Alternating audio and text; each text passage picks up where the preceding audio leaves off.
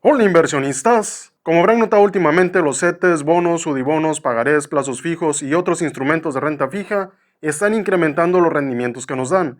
Y si bien esto podría y debería ser considerado en primera instancia como algo positivo, hay dos factores, entre muchos otros más, que debemos de considerar. Lamento ser siempre yo el que tenga que traer las malas noticias o el que tenga que ser ave de mal augurio, sin embargo alguien les tiene que decir las cosas que a nadie más dice y ponerle los pies un poco sobre la tierra. Vamos a hablar en específico de dos situaciones que se presentan que no son tan positivas que digamos con estos incrementos que hemos estado viendo. Regresamos nuevamente a algo que ya nosotros conocemos que se llama inflación y además también a algo que ya conocemos que se llama ISR. Hay muchos otros factores como por ejemplo la calidad crediticia principalmente de la deuda soberana mexicana, un tema de podríamos llamarle así, default de deuda, que la verdad estamos muy lejos de eso, sin embargo también hay que tenerlo como que en la mira, como una posibilidad muy baja, pero hay que tenerlo en la mira al final de cuentas. Fugas de capitales, una menor cantidad de derrama económica a nivel nacional. Digo, hay un sinfín de situaciones que se podrían presentar, sin embargo las más importantes o las más sobresalientes van a ser precisamente tema de la inflación y tema de ISR. Ahora, el tema lo voy a abordar de la siguiente manera. Voy a generalizar un poco y voy a asumir que una gran parte de las personas que, bien sea que vengan al canal o que se están interesando por cuestiones de finanzas personales, sean personas donde yo también me voy a incluir, que tenemos una fuente primaria de ingreso, que es de donde obtenemos nuestro dinero, que se llama empleo. ¿Estamos de acuerdo? Esa sería nuestra fuente primaria de ingreso. Lo que normalmente pasa o lo que comúnmente pasa es que de este ingreso se destina una parte a nuestro portafolio de inversión. ¿Estamos de acuerdo? Un portafolio de inversión que nos va a generar intereses, ganancias de capital, utilidades, entre muchas otras cosas más. Sin embargo, nosotros debemos de tener en cuenta siempre el tema de la inflación. ¿Por qué? Porque en específico para la renta fija, cuando hay un incremento de los rendimientos, es principalmente también por el incremento de la tasa de referencia. Dicha tasa de referencia normalmente se ajusta a muchos factores también, de los cuales uno muy importante es el tema de la inflación. Están directamente correlacionados. Si la inflación aumenta, la tasa de referencia también va a aumentar en consecuencia para intentar sacar dinero de las calles y que la inflación cuando menos se estabilice o se contenga. Esos son aspectos económicos que no les he comentado, que no les he mostrado todavía. Sin embargo, de forma general así es como pasa, ¿no? Se incrementa una tasa de referencia para sacar dinero de las calles y que la interacción de oferta-demanda se comience a estabilizar un poco. Son temas que ya tocaré o abordaré de forma independiente, sin embargo, de momento lo vamos a dejar así. Ahora, ¿qué es lo que pasa con esta situación? Hay un incremento en las tasas de rendimiento de instrumentos de renta fija que podrían estar o no en nuestro portafolio de inversión. ¿Eso es bueno? Sí es bueno. Sin embargo, el hecho de que nos vayamos a enfocar únicamente en las tasas que nos están dando nos va a hacer perder de vista esta parte que está aquí, que es precisamente donde nosotros estamos fondeando nuestro portafolio de inversión, tanto para renta fija como para renta variable. En este momento en específico, renta fija.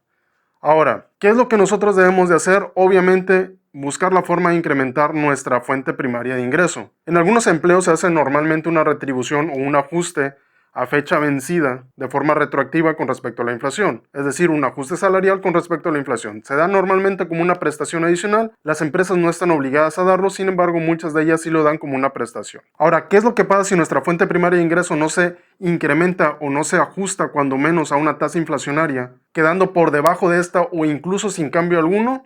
Bien, si nosotros en situaciones normales podemos comprar o podemos adquirir una canasta, una cesta de genéricos, que son productos y servicios de uso común, de uso cotidiano, tanto para alimentación, gasolina, servicios y demás. Estos genéricos nosotros los vamos a comprar con una cantidad de dinero determinada. El problema es que cuando la inflación incrementa, nosotros vamos a comprar una cantidad menor de genéricos con una cantidad más grande o muy similar de dinero. Si nosotros queremos comprar la misma cantidad de genéricos, lo que va a pasar es que vamos a tener que poner más dinero para poder adquirir lo que nosotros necesitamos. En situaciones normales, tal vez una buena parte de nuestro ingreso primario se va a destinar también al portafolio de inversión. Sin embargo, cuando la inflación sube y si nuestro ingreso primario no tiene cambio alguno, la cantidad de dinero que nosotros vamos a poder pasar a nuestro portafolio de inversión va a ser menor y va a estar afectando directamente a nuestras inversiones. Independientemente de que sí, tal vez el rendimiento va a estar incrementándose, pero al final la fuente que genera todo el capital que va hacia el portafolio de inversión se va a ver bastante afectado. ¿Qué es lo que podemos o debemos de hacer aquí? Si no podemos modificar nuestra fuente primaria de ingreso, no quedará de otra, más que generar una segunda, una tercera, una cuarta o la n cantidad de fuentes de ingreso que necesitemos. Hay muchas formas, hay algunas maneras más fáciles con menor capital necesario para invertir y demás. Obviamente no les he hablado de ellas porque necesito picar piedra, necesito arar el camino, por decirlo así, para ya después de haber estado prueba y error, ya poder hablarles un poquito más de esto y que la explicación y sobre todo el aprendizaje para ustedes sea menos accidentado. Obviamente no les voy a hablar de que vayan y se compren un departamento, una casa y lo pongan a rentar, porque pues obviamente sería un poco irresponsable incluso de mi parte, ¿no? No todas las personas en general pueden o cuentan con el capital suficiente para adquirir un bien inmueble y ponerlo a rentar. Además de que eso tiene muchas implicaciones, tanto de mantenimiento, de que el hecho de que tú recibas una renta mensual no significa que va a ser tu ingreso. Digo, hay muchas situaciones, incluso hasta fiscales y demás, que están involucradas en eso. Así que no necesariamente necesitan comprar un bien inmueble. Digo, si lo pueden hacer y saben cómo administrarlo, pues háganlo. Sin embargo, pueden empezar desde pequeño, ya después les diré cómo hacerlo. Ahora, nos pasamos al siguiente lado para el tema del ISR. Sí, los rendimientos están incrementándose, pero eso también va a tener una causa, o mejor dicho, un efecto durante el próximo año con el tema del impuesto ISR. Si durante un ejercicio fiscal las tasas de rendimiento de ese tipo de instrumentos se fue incrementando, durante el siguiente año la tasa, vamos a poner aquí otro color, de ISR también va a tener una modificación. ¿Estamos de acuerdo? Eso lo hemos visto ya desde hace más de una década, siempre ha sido así, y mientras no cambie el tipo, o mejor dicho, la metodología o la memoria de cálculo de cómo se obtiene la tasa de ISR para instrumentos de renta fija, eso se va a seguir presentando sí o sí. Obviamente pasa lo contrario. Si en un momento determinado los rendimientos comienzan a bajar, lo que va a pasar con la tasa ISR es que también se va a mantener estable y al año siguiente va a tener un decremento.